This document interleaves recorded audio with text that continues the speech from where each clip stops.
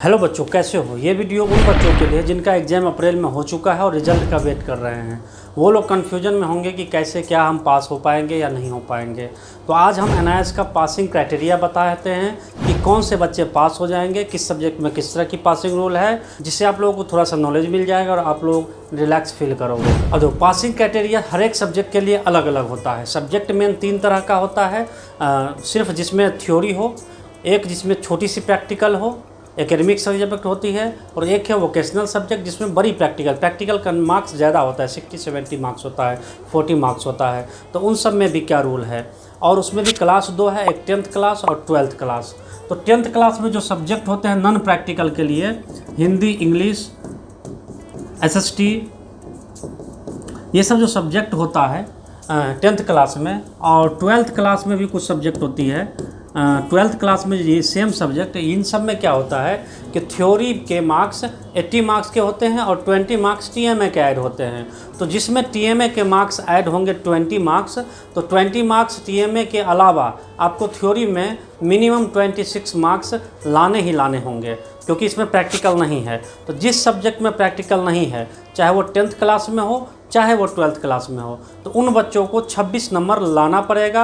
अगर TMA में आपको 20 में 18 भी है और बाकी 18 आपको दूसरे सब्जेक्ट में मिला करके 36 मार्क्स बनते हैं, तो ये 36 मार्क्स आपके पासिंग मार्क्स नहीं हैं। ठीक है, आपको थ्योरी में मिनिमम 26 मार्क्स लाने होंगे, और आपके जो है सो TMA में कुछ भी हो सकते हैं, कोई भी 10 से ज़्यादा मार्क्स होने चाहिए, तो आप इजीली पास हो जाओगे उस सब्जेक्ट में। अगर 26 नंबर से 24 नंबर भी है उस सब्जेक्ट में, तो आप पास नहीं करोगे 10वीं और 12वीं दोनों बच्चों के लिए। उसके बाद आती है जिसमें थ्योरी कंपलसरी है। थ्योरी कंपलसरी मार्क्स इसमें कितना है, 26 मार्क्स है। जो ये सब्जेक्ट है थ्योरी में कंपलसरी मार्क्स 26 है, जिसमें सिर्फ TMA होता है 20 मार्क्स का और 80 मार्क्स का प्रैक्टिकल होता है। अब आती है एकेडमिक प्रैक्टिकल वाले सब्जेक्ट विद प्रैक्टिकल। तो प्रैक्टिकल वाले सब्जेक्ट में कौन सब है, जैसे होम साइंस, 10th क्लास के लिए मैथ, 12th के लिए भी होम साइंस, और 12th के लिए फिजिक्स, केमिस्ट्री, बायोलॉजी, जितने भी PCM सब्जेक्ट होते हैं वो 12th क्लास के लिए। मैथ में प्रैक्टिकल नहीं है, तो जितने भी 20 और 50 मार्क्स के प्रैक्टिकल सब्जेक्ट है 10th क्लास में वो 15 मार्क्स के प्रैक्टिकल सब्जेक्ट होंगे, वहीं पे 12th क्लास में 20 मार्क्स के प्रैक्टिकल सब्जेक्ट होंगे। तो ये जितने भी सब्जेक्ट है उसमें आपको मिनिमम जो थ्योरी का पासिंग परसेंटेज है वो 12 मार्क्स का है। आपको 12 नंबर लाने पड़ेंगे 10वीं के बच्चे को भी, और 12 नंबर लाने पड़ेंगे 12वीं के भी बच्चे को भी, तब आपका जो है सो TMA प्लस जो 26 नंबर आपको मिलने चाहिए, दोनों मिला के प्रैक्टिकल और थ्योरी के मार्क्स मिला करके 26 मार्क्स आपके पूरे होने चाहिए, जिससे मिनिमम मार्क्स आपका 12 मार्क्स आता है। तो 12-13 नंबर तक से आपका ज़्यादा रहेगा अगर थ्योरी में, जिसमें भी 15 या 20 नंबर का प्रैक्टिकल है, तो उसमें आप जो है सो ईजीली पास हो सकते हैं, अगर मिनिमम मार्क्स आप इतना लेके आ पा रहे हैं तो 12 to 15 मार्क्स सब्जेक्ट अकॉर्डिंग आपका जो है सो थ्योरी का कंपलसरी मार्क्स है।